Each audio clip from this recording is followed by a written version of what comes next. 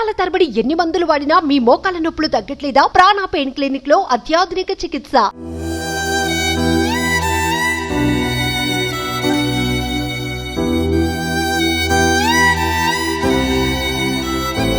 నమస్తే, నేను విజయ్. ఖమ్మం నగరంలో ఏ కాలనీ చూసినా, ఏ ప్రాంతం చూసినా కూడా హృదయ విదారక సంఘటనలు, దృశ్యాలే మనకు కనిపిస్తున్నాయి. అందుకు ఒక ఉదాహరణ, ప్రతి ఒక్కరు కూడా ఎవరైనా కూడా జీవితాన్ని 4 మెతుకులు తినేదాని కోసం కష్టపడుతుంటారు.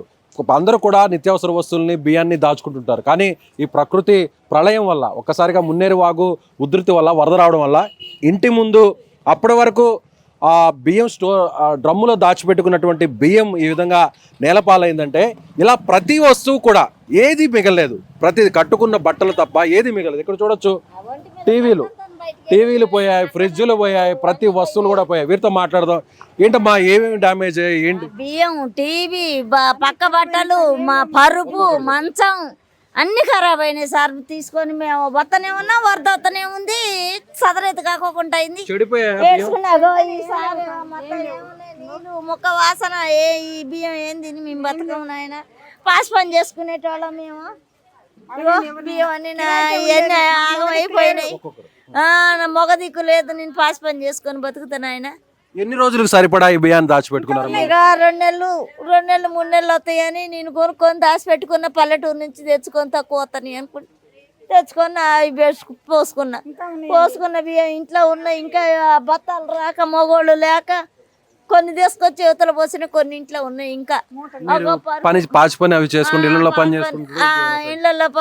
చేసుకుంటా, ఇళ్ళల్లో పని చేసుకొని నేను ఇళ్ళ పని పెట్టాలక ఈ మొత్తం ఆగం అయిపోయినాయి. నేను ఇంటికి వచ్చేలక ఏం లేవు. పక్క బట్టలు తడిచినాయి, పరుపు ఆగమైంది, మంచం ఆగమైంది. కట్టు బట్టలతో వచ్చి బయటకు ఉన్నాం. కొడుకు లేరు. ఎవరు లేరా మీకు? నాన్న వాళ్ళు ఎవరు? మనవరాలు ఒక్కతో ఉంది, కొడుకు బిడ్డ. నా కొడుకు చచ్చిపోయిండు, భర్త చచ్చిపోయిండు. ఇళ్ళల్లో పని చేసుకొని బతుకుతున్నా. మనవరాల్ని పోషించుకుంటున్నాం. మనవరాలు చదువుకుంటుందా? చదువుకుంటున్నా. చూడొచ్చు, ఈమె ఒక నిరుపేద కుటుంబానికి సంబంధించినటువంటి మహిళ.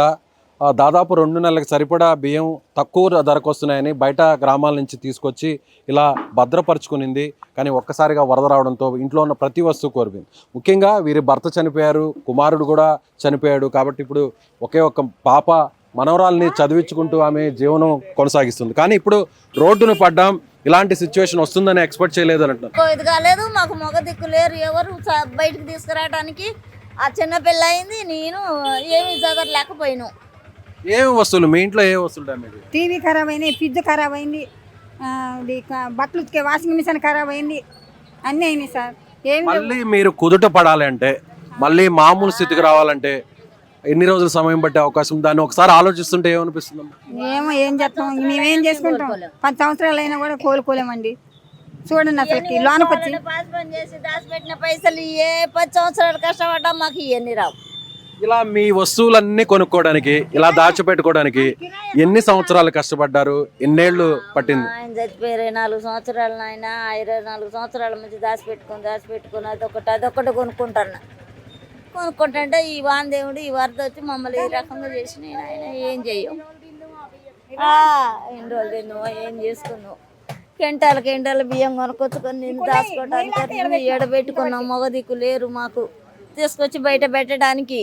ప్రభుత్వం అయితే మాత్రం మేము ఉన్నామంటూ కూడా భరోసా ఇస్తుంది. ఇక్కడ చూడొచ్చు మనం, ఈ విధంగా ప్రతి చోట కూడా దాచుకున్నటువంటి ప్రతి వస్తువు, నిత్యావసర వస్తువులు, బియ్యము, అలాగే విలువైనటువంటి వస్తువులు, కొన్ని చోట్ల బంగారు, అలాగే నగదు, ఇలా ఏది కూడా మిగలలేదు. అన్నీ కూడా వరదలో కొట్టుకుపోయాయి, అన్నీ కూడా మున్నేరు వాగు మింగేసింది. కానీ ఇలాంటి సిచ్యువేషన్ నిజంగా చాలా దారుణం. వీళ్ళు ప్రతి ఒక్కరు కూడా అనాథలు, అంటే నానుకునేటువంటి దిక్కులేనటువంటి ఇలాంటి వారు చాలామంది ఈ విధంగా రోడ్ల మీద పడిపోతున్నటువంటి దృశ్యాలు. ప్రభుత్వం అయితే ఆదుకుంటామని చెప్తుంది, సహకారం అందిస్తామని చెప్తుంది.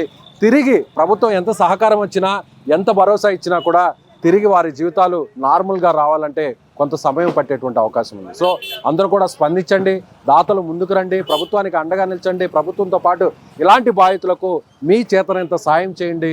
స్వచ్ఛంద సంస్థలు అలాగే దాతలు కూడా ముందుకు వచ్చి వీరిని ఆదుకోవాలని సుమన్ టీవీ మనస్ఫూర్తిగా కోరుకుంటుంది. కెమెరామెన్ సాయితో విజయ్, సుమన్ టీవీ, ఖమ్మం నుంచి.